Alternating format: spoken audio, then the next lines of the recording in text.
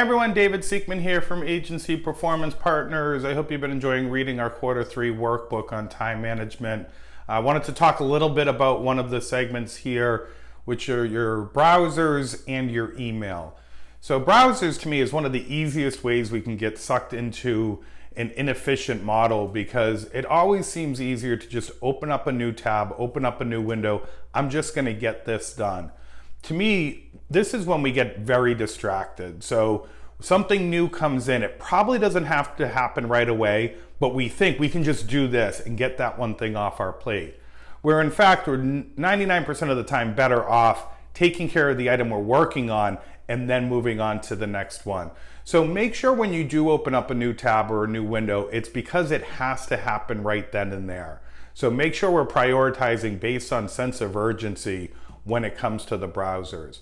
I will also say I believe that it helps a lot more to open up a new window when you're trying to accomplish something, because we have a tendency to open up one new browser and then another one and another one, and all of a sudden it's full.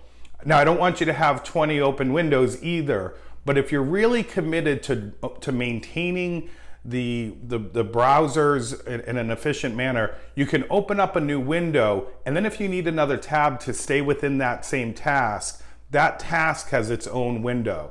So you can open up a couple of things, again, as long as you're committed to doing it. Then once it's all done, you can just close the whole window down and you're back to where you started, and you don't end up in this situation where maybe you opened a tab for one thing and now you moved on to something else.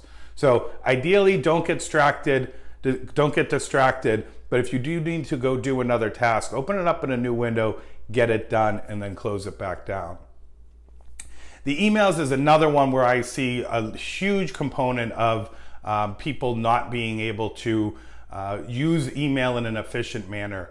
The one thing that I always tell people is that your email should not be a to-do list or a task list. You have your agency management system, you might have a CRM tool. Allow those to be your task list. Your email should it should just be a landing pad. So when stuff comes into the email, it should either get done right then and there. Maybe it sits there because we don't check our email all the time. So when we open our email up, we might have 10 or 15 things in there. So we go in, we're gonna take care of the things we can do right then and there. And this includes updates from carriers and notices that we just have to read. Go ahead and read them right then and there. Take the 30 seconds and then move on. Too often I see people open up an email, see what the subject is, read the first couple of lines and say, oh, this is important, I'll come back and read it later. Where another 20 seconds probably would have just solved it.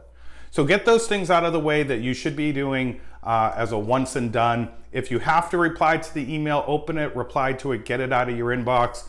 If it's something that's going to take a little bit more effort, say it's a response from an underwriter, that you don't have to take that information and apply it somewhere else, or a response from a client, you got to take that information, get it onto the application. Get that out of your inbox by putting it into your management system and associating a suspense with it. And allow your suspense list to be your task manager. Final note on emails, don't feel like they are the most important thing that comes in. I'm not saying that nothing ever comes in on our emails that has a high priority, but typically most of the stuff that comes through email is lower than what might come in over the phone or a walk-in.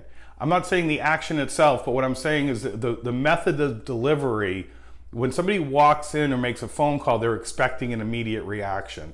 When somebody sends an email, there is often a delay, so that the expectation of the reaction isn't quite there. Now, I'm not saying there aren't exceptions. I know we all have clients that expect it. They send the email to make the phone call, but just look at this. Don't look at the exceptions to drive the rule, right? If we're in our email 3 or 4 times a day, instead of every time we see that little notification, we're gonna put ourselves in a much better position.